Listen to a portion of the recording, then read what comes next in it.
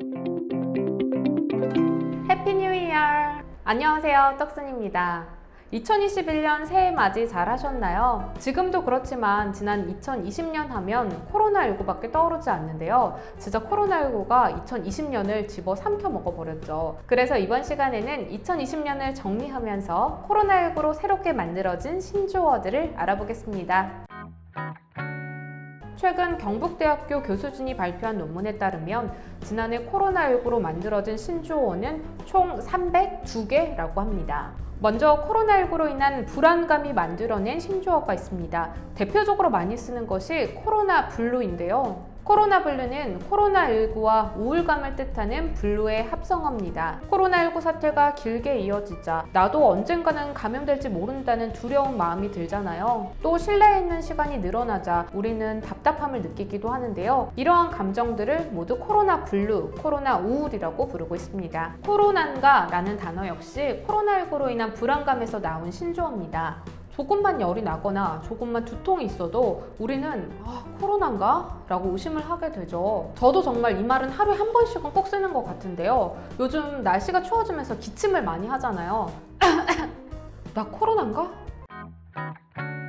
코로나19와 관련된 신조어 중 뉴스에서 가장 많이 사용되는 말이 있습니다. 바로 언택트입니다. 언택트는 부정접두사 on과 접촉을 뜻하는 텍트의 합성어로 비대면이라는 뜻이죠. 언택트의 대표적인 사례가 바로 드라이브스루 선별검사인데요. 커피나 음료, 패스트푸드를 사는 데만 사용했던 방식이 코로나19 검사를 받는 데 사용된 건데요. 코로나19가 바꾼 우리의 일상 가운데 하나였습니다.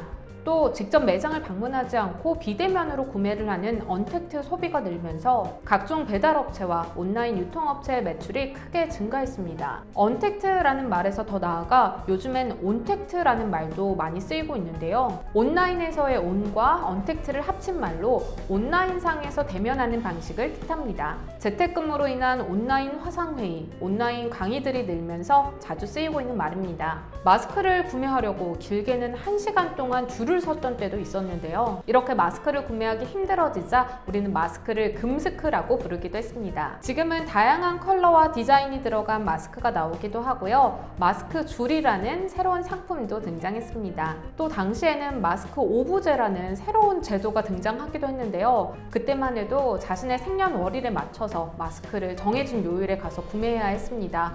그때만 생각하면 정말 끔찍하네요. 그런가 하면 코로나19를 극복하기 위해 만들어진 신조어도 있었습니다. 우리는 외출이 어려워지면서 집에만 콕 박혀 있어야 하는 상황이 왔는데요. 집콕이라는 단어가 탄생을 했고요. 이런 사람들에게 집콕족이라고 부르고 있습니다. 집에만 있다 보니 아무래도 활동량은 줄고 먹는 양만 늘게 되잖아요. 그래서 살이 확 쪘다고 해서 확찐자라는 말도 생겼습니다. 살을 빼기 위해 헬스장을 가야 하는데 헬스장에 쉽게 갈 수 없었잖아요. 집에서 운동하는 사람들이 늘기 시작하면서 홈 트레이닝의 줄임말인 홈트족들이 생겨났고요. 아예 집의 공간 일부를 체육관처럼 개조하는 사람들도 늘었습니다. 집이라는 뜻의 홈과 체육관이라는 뜻의 짐이 합쳐져 홈짐이라는 단어도 탄생하게 됐습니다. 게다가 여행지를 제대로 돌아다닐 수 없게 되자 바캉스 시즌에 집에서 휴가를 보내는 홈캉스족들이 늘어나게 됐네요. 우리는 스포츠 경기를 직접 가서 보는 것을 직접 관람의 줄임말로 직관이라고 불렀는데요. 올해는 많은 스포츠 경기들이 무관중 경기로 진행이 됐습니다. 그렇다 보니 자연스럽게 집에서 경기를 관람하게 되면서 집관이라고 바꾸어 부르게 됐습니다. 이렇게 우리는 집에서 머무는 시간이 늘어나면서 집안에서 취미생활부터 재택근무까지 다양한 활동들을 하게 됐는데요. 이러한 현상을 홈코노미라고 부르고 있습니다. 홈과 경제라는 뜻의 이코노미의 합성어인데요. 집에서 다양한 경제활동을 하게 됐다는 뜻입니다. MZ세대들은 독특한 방법으로 코로나19를 극복하게 됐는데요. 대표적으로 달고나 커피 만들기가 있었죠. 카누 커피와 설탕, 우유 등을 섞어서 400번 이상 저어 만드는 커피였는데요. 달고나 커피 만들기가 SNS에서 유행하게 되면서 여러 번 저어 만드는 다양한 요리법들이 인기를 얻었고요. 어차피 심심하니까 집에서 할 것도 없는데 나도 해볼까? 라는 생각에 많은 분들이 또 따라했습니다. 이렇게 소소한 성취감을 느끼면서 코로나19를 극복하기도 했네요. 경제 분야에서도 코로나19의 영향으로 새롭게 만들어진 신조어가 있습니다.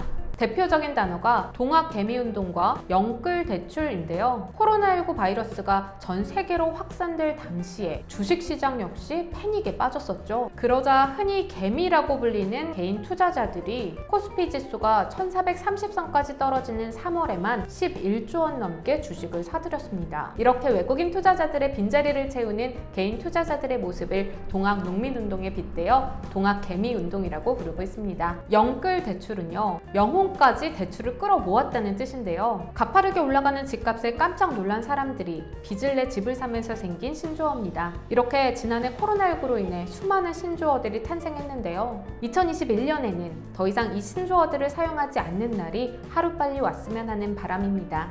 우리 모두 그날을 기다리면서 안녕!